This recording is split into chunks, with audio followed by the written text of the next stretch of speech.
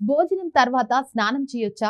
వేడి నీళ్లు, చన్నీళ్లు గురించి నిపుణులు ఏం చెప్తున్నారంటే, daily bathing is good for health or not.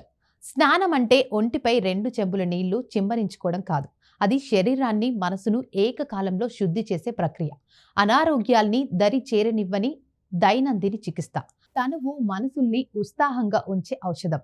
స్నానం చేసే సమయం, ప్రదేశం, పద్ధతులను బట్టి మానసిక, శారీరక ఆరోగ్యాలు సిద్ధిస్తాయంటున్నారు నిపుణులు. ఈ క్రమంలో స్నానం ఎప్పుడు, ఎలా చేస్తే మంచిదో ఈ స్టోరీలో తెలుసుకుందాం. చన్నీటి స్నానం అనేక శారీరక సమస్యలను పరిష్కరిస్తుందని నిపుణులు చెబుతున్నారు.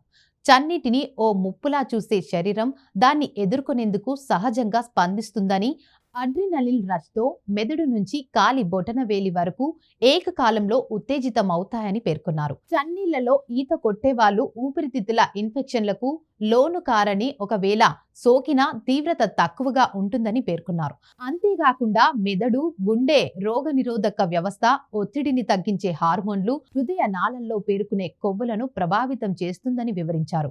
చన్నీళ్లు పడని వారు 2 నిమిషాలకు మించి చన్నీటిలో స్నానం చేయకూడదని తెలిపారు. ఉదయం 9 గంటల లోపు, సాయంత్రం 4 నుంచి 6 గంటల మధ్య, 20 నుంచి 30 నిమిషాల మధ్య వీలైనంత వరకు శరీర భాగాలను సూర్యరశ్మి తగిలేలా చూసుకోవడమే సన్ బాత్. దీనివల్ల డి విటమిన్ పుష్కలంగా లభిస్తుందని నిపుణులు చెబుతున్నారు. అంతేకాకుండా సెరటోనిన్, ఎండార్ఫిన్ వంటి హార్మోన్లు విడుదలై మానసిక సమస్యలు తగ్గుతాయని తెలిపారు. నేచురల్ పెయిన్ కిల్లర్గా వేడి నీరు పనిచేస్తుందంటున్నారు నిపుణులు. వేడి నీటి స్నానంతో బిగుసుకున్న కండరాల వ్యాకోచించి విశ్రాంతి స్థితికి వస్తాయని తెలిపారు.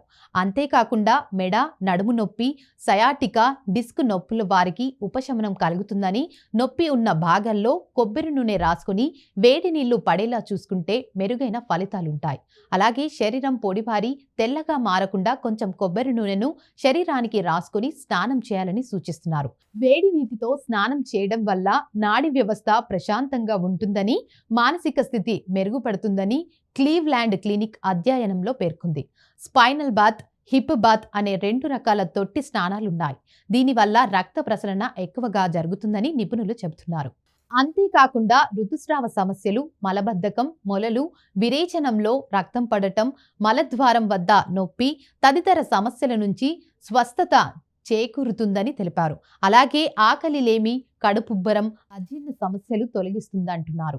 ఈ క్రమంలో రోజుకు 20 నుంచి 25 నిమిషాల పరగడుపున టబ్లో కూర్చోవాలి. నొప్పులతో బాధపడేవారు గోరువెచ్చని నీళ్లలో కూర్చుంటే మంచిదని సూచిస్తున్నారు. తీవ్ర వెన్నునొప్పి సమస్యతో బాధపడేవారు నిపుణుల సూచనలు తీసుకోవాలని సూచిస్తున్నారు.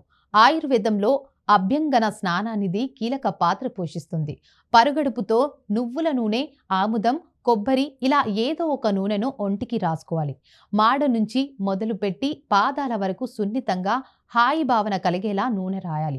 ఆ తర్వాత 15 నుంచి 40 నిమిషాలు ఆగి సున్నిపిండి, శనగపిండి, మూలికల పొడి ఏదో ఒక దాంతో స్నానం చేయాలి. ఇలా స్నానం చేయడం వల్ల నాడీ వ్యవస్థ ఉత్తేజితమవుతుందని, చర్మం, ఎముకల అనారోగ్యం, వెంట్రుకలు రాలడం, కాళ్ల పగుళ్లు, కాళ్ల సమస్యలు తగ్గుతాయని నిపుణులు చెబుతున్నారు. ఈ నేపథ్యంలో అజీర్తి, కడుపులో మంట, తేన్పులు, కామెర్లు, అధిక జ్వరం ఉన్నవారు అభ్యంగన స్నానం చేయకూడదని హెచ్చరిస్తున్నారు. ప్రకృతి వైద్యంలో దీనికి చాలా ప్రాధాన్యం ఉంటుందంటున్నారు నిపుణులు. ముల్తానా, ఒండ్రు, పుట్టమట్టి, నల్లరేగడి మట్టిని దీనికోసం ఉపయోగిస్తారు. మట్టిని వివిధ ప్రక్రియల ద్వారా శుభ్రం చేశాక ఒంటికి రాసుకోవాలని సూచిస్తున్నారు. అలాగే ముఖం, పొత్తి కడుపునకు ప్యాక్గా వేసుకోవచ్చని పేర్కొన్నారు. ఇలా మట్టి రాసుకున్నాక 15 నుంచి 30 నిమిషాలు ఎండలో ఉండాలని, దీంతో శరీరంపై ఉండే విష పదార్థాల్ని ఇది తొలగిస్తుందని తెలిపారు.